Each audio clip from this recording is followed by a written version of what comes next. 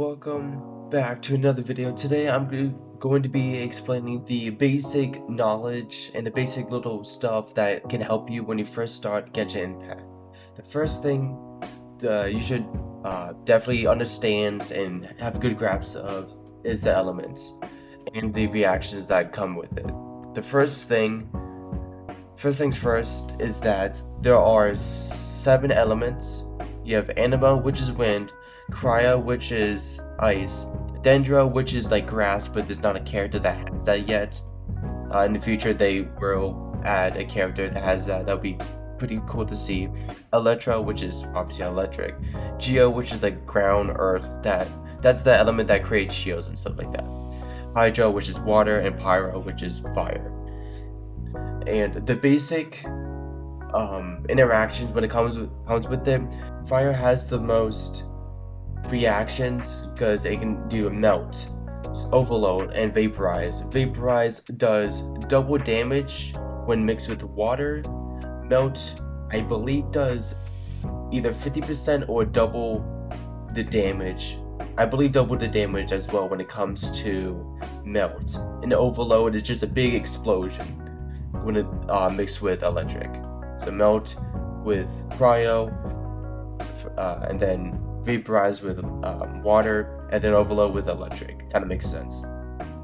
And another one is if you have electric with water, it's electrocharge, which means you have little sparks of electric bounce between enemies if more than one enemy has the quote-unquote quote-unquote wet effect. Electric mixed with ice creates superconduct, which lowers the defense of their physical attack, so you do even more damage. When water is mixed with ice, you freeze them, which is pretty self-explanatory, which can really help you out in some situations. And one thing that's really good about Animo, which generates swirl, which can be affected with ice, water, fire, and electric. So if you have a good big group of the elements, it does mad damage. The second thing to explain is the resin system. Oh boy, the resin system. If you haven't been part of the community so far, yeah, a lot of people have been complaining about the resin system since time began. So one thing about resin is that a lot of people complain about the limited time, not really limited time, the limited amount of stuff you can do to like level up your characters, your adventure rank, which is essentially your account rank, and pretty much your whole progress is limited by this resin and the cap and whatnot. Sure, throughout the game you get things called fragile resin, which restores 60 points of the original resin, but when it comes to that, make sure you save it, because that is super valuable, especially when it comes to late game. Be able just to pop 60 points of original resin at any time, especially during late game, is super beneficial. And introduced to the 1.1 update is condensed resin, which helps out a lot because you have artifact domains and the essential material domains, which every time you do it costs 20 resin. But if you make a condensed resin, it's essentially doing 2 domains for the price of 1. So you're saving a lot more time, and as well you get better rewards, I believe.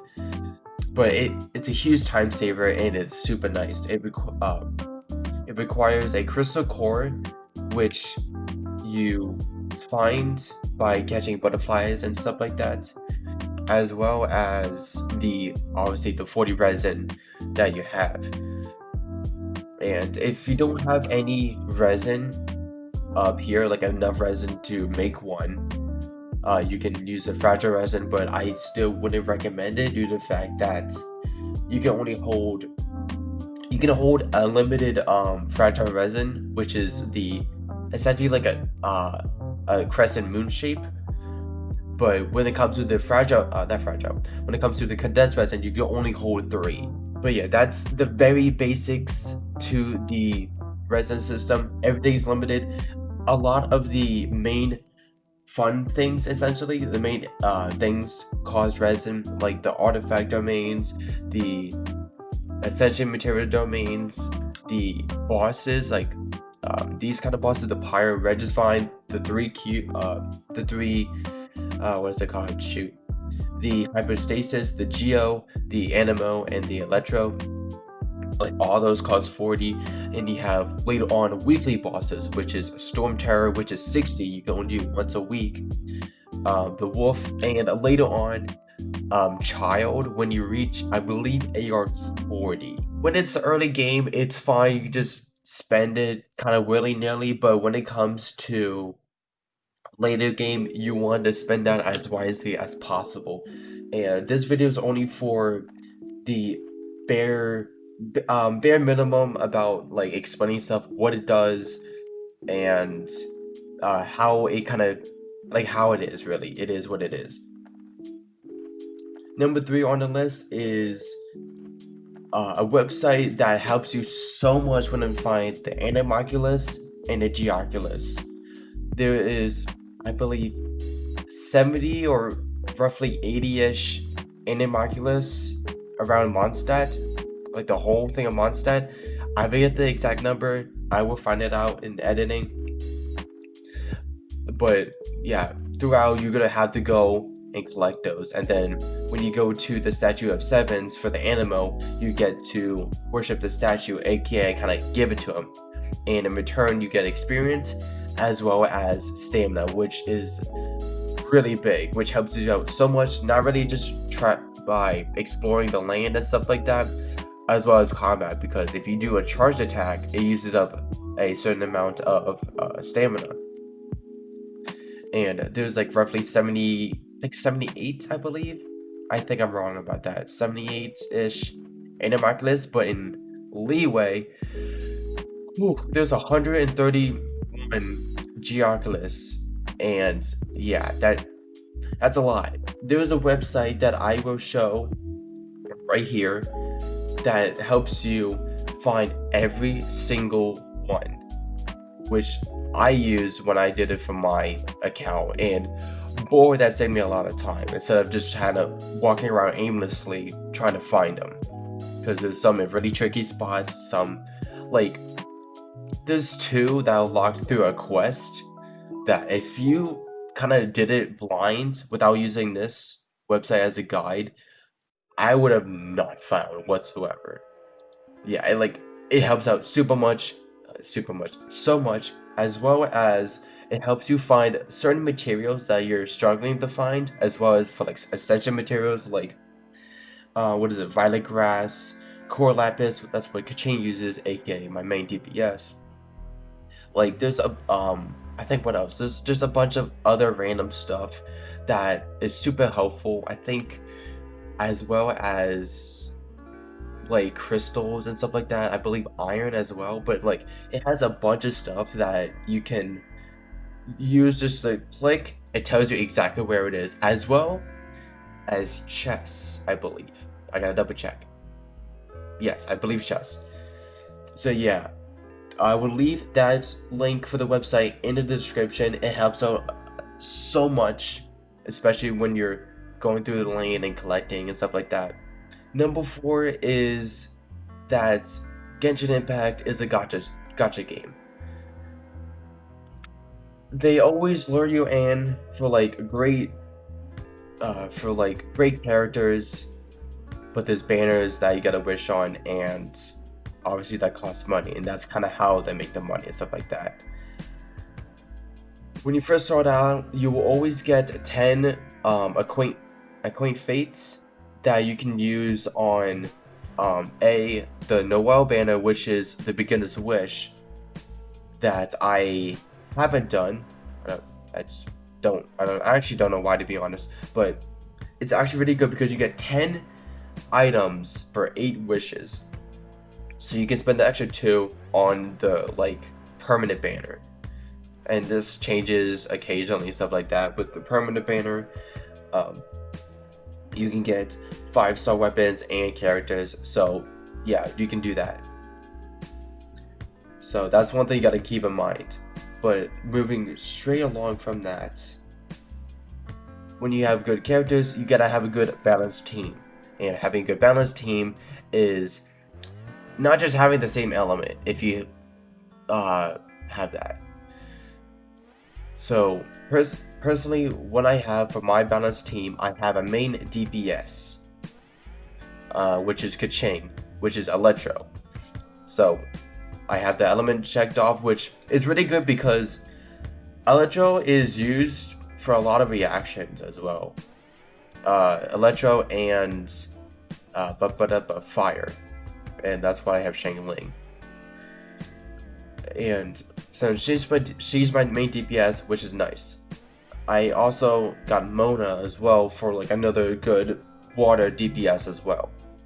And I've only spent like $50 on this account. I got these two, Kaching and Mona, when I was re-rolling. You can re-roll to get better characters, which you need a new email for every single one and stuff like that.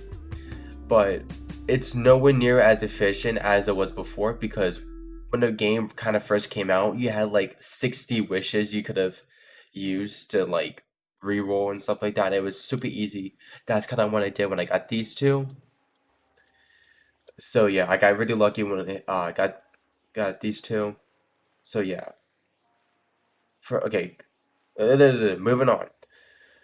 Having a balanced team. I have Electro, Water, and Fire. I also have another Water, but she's mainly just from a healer. That's really all she does. Yeah, here we go, right here. You gotta go to your menu, party setup, and then as you show in the top right, elemental resonance. If you have two of the same element, you get some perks. So pretty much, since I have Mona and Barbara, which are both water, I have increases incoming health by 30% and affected by pyro. Oh wait, affected by pyro for 40%. Oh, I think it just decreases. But yeah, you get buffs. And what if not the best one to have is the double pyro, because you increases your attack by 25%, which is crazy. And that, as well as the double animo, because you have stamina consumption decreased, you have more movement speed, and you have shortened skill cooldown, which I believe is for computer, it's like the E ability. Yeah, it's like the E, I think. I'm not good when it comes to those terms, but yeah, that's what it is. So don't try to have like, oh, that's the wrong button. Don't try to have like 3 of the same one, but like try to have like a good equal team where it kind of deals with all the elements. So you have like electric for like water, ice, fire, and stuff like that. Like a good, like I said, a good rounded team. Number 6, don't overlook 4 stars. Sure, like Mona and Kaching are 5 stars. They're great, and don't fall into the gacha system when it comes to wishing. Don't just always try to focus on the 5 stars. Sure, they're really great, but don't throw the 4 stars under the bus. They could be absolutely insane. There's many videos on YouTube regarding it, and a good free-to-play main DPS is Shangling. Is the fact that if you get her when you reach AR 20, like right up here, AR 20, and you go to Spiral Abyss, you beat it, floor 3, chamber 3. That's when you get her. And a really strong weapon when it comes to it is going to the blacksmith. Where is it? Right here, the Crescent Pike. This is insane. I'm not gonna go into detail on what it does, but if you look up Crescent Pike, Tectone did a video on it, on how stupid overpowered this is. Essentially, with the Crescent Pike, when you get a when you get an orb particle, additional 20%. So pretty much I think the best way for me to explain it, because I'm not really good at explaining things, the best thing is that how I'm gonna say it is that it's kind of like two weapons of one when you collect ore particles and stuff like that. You have your basic attack and whatnot that has its own crit chance and whatnot, but when you get the particles, that has its own crit chance and stuff like that. So it's like it can do mad damage. It can do a lot of damage. So don't throw that under the bus, as well as like the weapons and stuff like that. Because there's some really good ones in here. Like scroll down, boom, prototype Aminus, really strong for like a good claymore, aka like like razor and stuff like that. And the other one is good for the world because she bases off of defense and mainly HP, because that's what a shield is based off of. That's a different subject. Number 7, don't try to upgrade your whole team at once. And what I mean by that, it's pretty simple really. Don't try and share all your resources between all 4 of your teammates. Sure, you'll be leveling everyone up at the same pace, but you could be running dry of so many resources, especially early game. You're just gonna be like, yeah, it's not gonna be a good time. I've done it on my first account. This is not my first account. Yeah, like trust me on that, because it's really gonna hurt you in the long run as well, because you might get a really good character and just like, let's say I got Fischl. Oh, like a whole new character. Yeah, she's an absolute god as well. Like she's really good for like a support because of her odds and stuff like that. Yeah, she's pretty nuts. But off topic. But when it comes to getting a new character, you want to upgrade them, add them to the team. You don't have anything. You don't have any of the talent books or anything like that. You don't have any of the ascension materials. Yeah, you'd be running out of everything. So pretty much what I really focus on, this is going back to the tip about the balanced team. Make sure you have like a main DPS you focus on. I would personally put everything into your main DPS first, so you can deal with stuff a lot easier. Let's say that I just had Keqing and then like, I don't know, Keqing, my main character, Xiangling, and Barbara.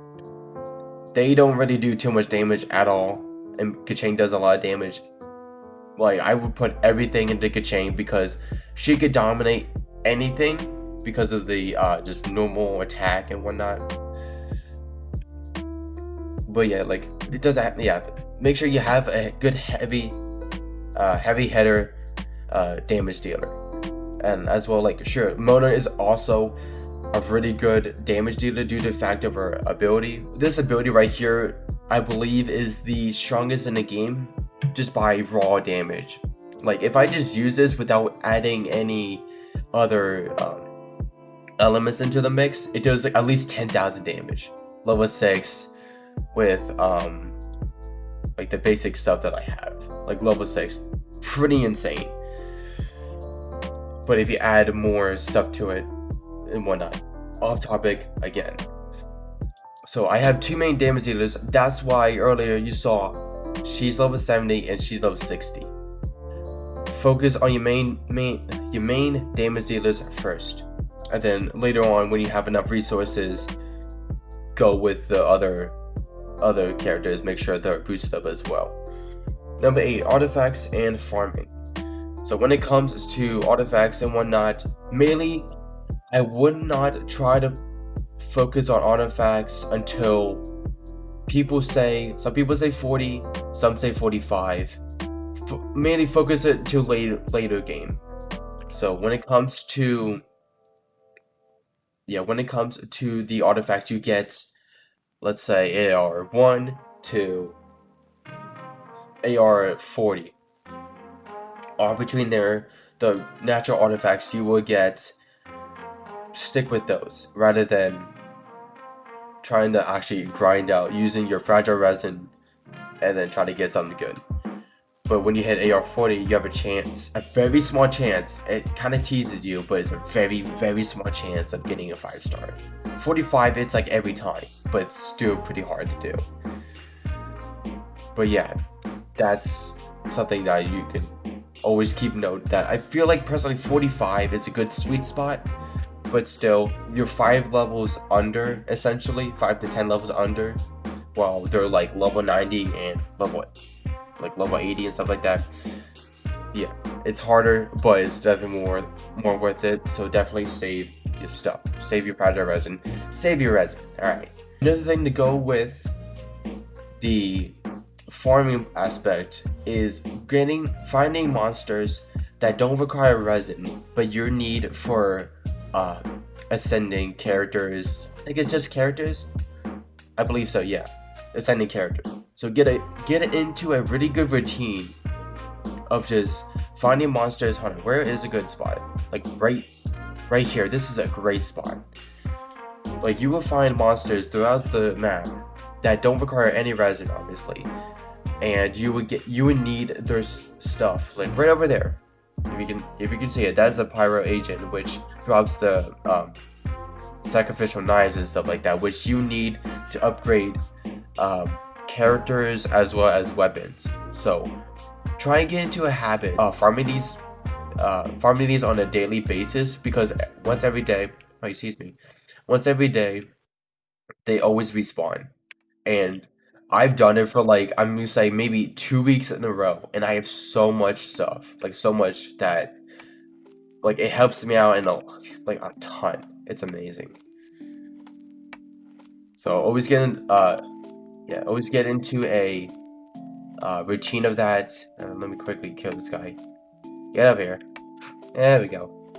And boom, he has boom, perfect. As well as the different world level you are, like right here, the higher level the monsters gives you the better rewards. If you go to your adventurer's handbook on computer, it is F1.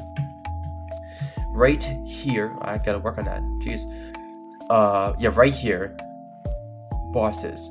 There is a bunch of bosses, like right here. Boom, Fatui Mage. I don't.